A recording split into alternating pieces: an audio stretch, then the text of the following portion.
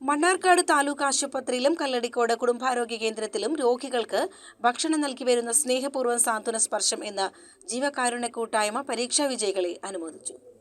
വീടുകളിൽ നിന്നും പൊതിച്ചോറുകൾ ശേഖരിച്ച് വിതരണം ചെയ്യുന്നതും രോഗികൾക്ക് ലഘുഭക്ഷണം ഉൾപ്പെടെ സാധ്യമായ സഹായങ്ങൾ എത്തിക്കുന്നതുമായ സംഘടനയാണ് സ്നേഹപൂർവ്വം സാന്ത്വന സ്പർശം. CBSE, SSLC, +2 പരീക്ഷകളിൽ ഉന്നത വിജയം നേടിയ വിദ്യാർത്ഥികളെ ചടങ്ങിൽ ആദരിച്ചു. കരിമ്പ നീലഗിരി ഓഡിറ്റോറിയത്തിൽ നടന്ന അനുമോദന ചടങ്ങ് നാടകകൃത്തും സാംസ്കാരിക പ്രവർത്തകനുമായ KPS പയ്യനടം ഉദ്ഘാടനം ചെയ്തു.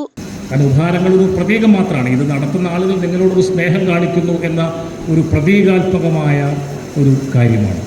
പക്ഷെ അതിനൊക്കെ അപ്പുറത്ത് ഇത് ഒരുപക്ഷെ കുറച്ച് കഴിഞ്ഞാൽ കേടുന്നു പോകും. പക്ഷെ നിങ്ങൾ ഇന്ന് ഈ സാന്ത്വന സ്പർശത്തിൻ്റെ പ്രവർത്തനങ്ങൾ നിങ്ങളുടെ ഹൃദയത്തിലേക്ക് ഏറ്റെടുത്താൽ അത് ജീവിതകാലം മുഴുവൻ നിങ്ങളുടെ മനസ്സിലുണ്ടാവും.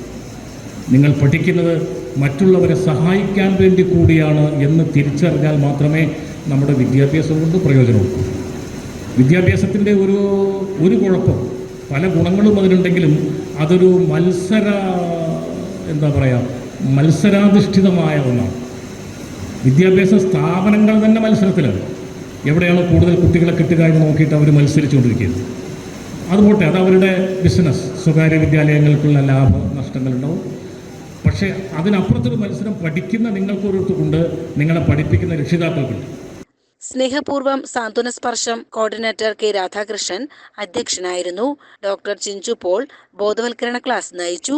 സംഘടനാ നേതാക്കളും വിദ്യാഭ്യാസ പ്രവർത്തകരും രക്ഷിതാക്കളും സ്നേഹപൂർവ്വം സാന്ത്വന സ്പർശം എന്ന ജീവകാരുണ്യ കൂട്ടായ്മ അംഗങ്ങളും പങ്കെടുത്തു. CCN മണ്ണാർക്കാട്.